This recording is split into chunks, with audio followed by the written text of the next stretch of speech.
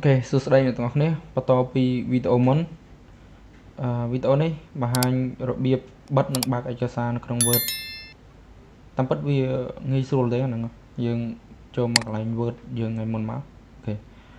ឧទាហរណ៍ខ្ញុំមានផ្ទាំងបែបនេះមួយហើយខ្ញុំចង់បិទវាយើងអាចចូលមកកន្លែង File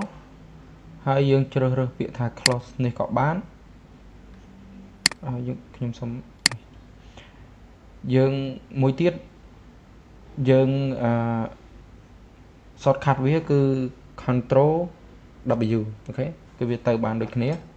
ហ្នឹងគឺរបៀបបិទឯកសារណាមួយទៀតគឺអីគេមិញopen file បើកឯកសារយើងចូលមក open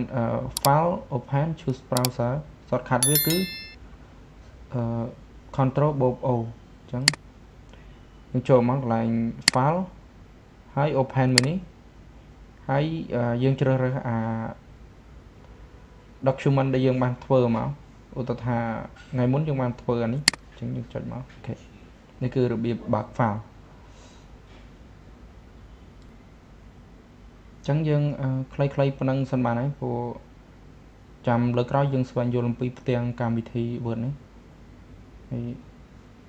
បើអ្នកទាំងអស់គ្នាគិតថាល្អSubscribe ដើម្បីទទួលបានវីដេអូថ្មីៗសូមអរគុណ